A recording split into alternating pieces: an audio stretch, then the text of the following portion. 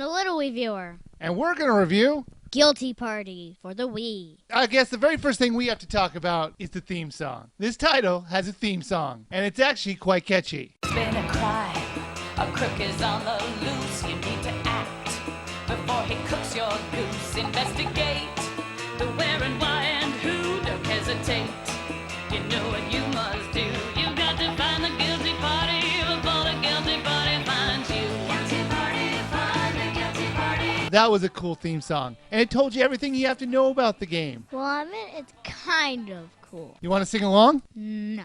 The whole basic feel of this title is like a board game. Now, that's not really anything new to the Wii with Mario Party and all. This isn't like rolling the dice and going a few spaces. No. This is kind of like one of those 3D board games from the 80s, where you have to move your character with certain dice and using special cards. But I really did like the look and feel of the title. Plus, it was really easy for kids to pick up and play. The story was about Mr. Valentine and how they got a letter, and Mr. Valentine was doing all these different tricks against other people by making other people steal things because he helped them out. Basically, it's about a group of people who have to go out and solve crimes and stop the evil Mr. Valentine. There is an overarching storyline where you're trying to find a family member who's been kidnapped. And eventually you won't just care about them, and you'll just do other cases that kind of way.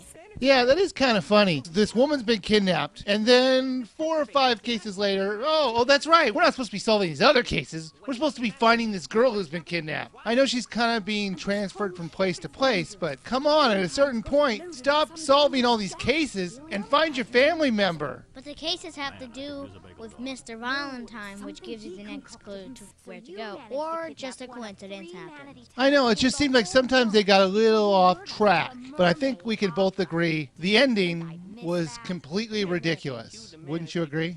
Yes. The way you play this game is they give you a certain amount of tokens, and in each of those tokens you can move to one part of the house, or you can use that token to interrogate a suspect or look at a clue. Did you find the rules easy enough to play?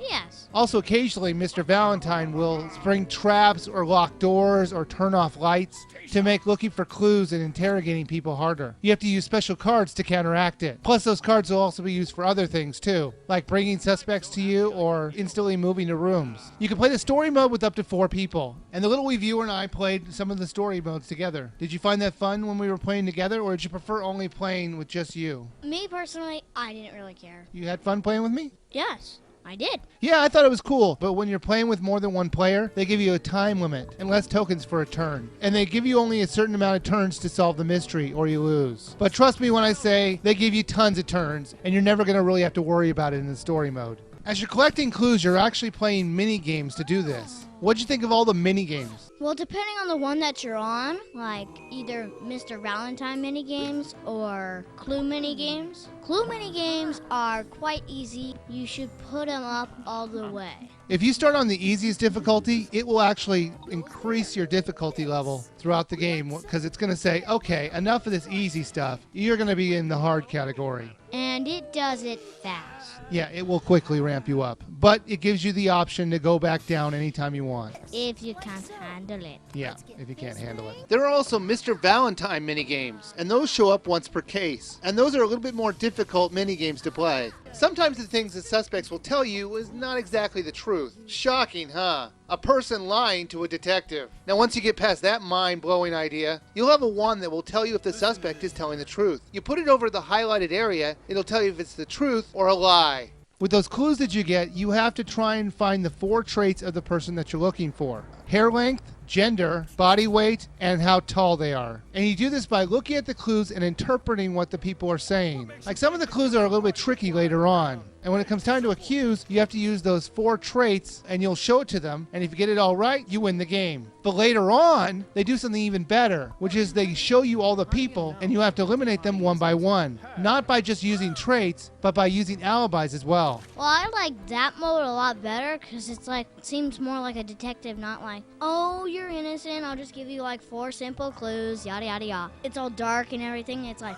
oh, Why is it not you? Yeah, I agree with you. I don't know why they didn't do that through the whole game. I love the darkened lineup, trying to figure out who the person was. I thought it was a lot better. I'm like, what, did they just change their minds halfway through making this game? You know what? I got an even better idea. We're not going to bother going back to fix those other levels. We'll just do it in like the 3rd or 4th level. It kind of ramps up the difficulty just a little because you have to find out what traits are different, if they have an alibi or anything. So if you don't want to play the story mode, there's a party mode.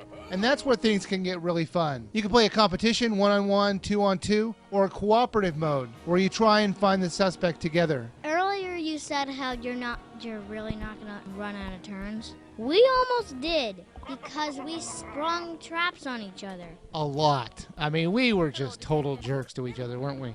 I locked you in the room. And I turned off all the lights and I put traps where it would knock you out. But we were doing it right in the rooms that we were at. And I thought that was a little mean of us. Yeah.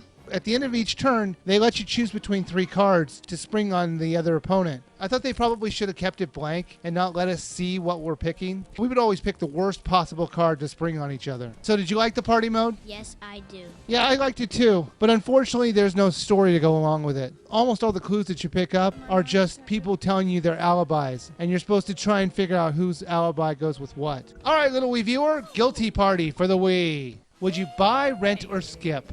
Bye. Because it's a very fun game. I'm actually leaning towards rent. The story mode will take you about 4 hours to beat. And while the party mode is kind of fun, it does get a little bit repetitive with no storyline to go along with it. I wish they had a bunch of pre-made storylines that they could use for the party mode. Right now, while it is kind of cool to figure out alibis, after a while it does get kind of boring. This game is more about the characters because unlike Mario Party, you're not really playing it for the mini-games. And trust me when I say the mini-games are nothing special, but they're not monkey ball bad though. The designers were going for something simple that kids could easily play, and they succeeded in that goal. But unfortunately, that means the replayability on those mini-games is really low. I'm still sticking with buy, but I understand why you say rent. But it's definitely not a skip, agreed? Yes, no Skippy.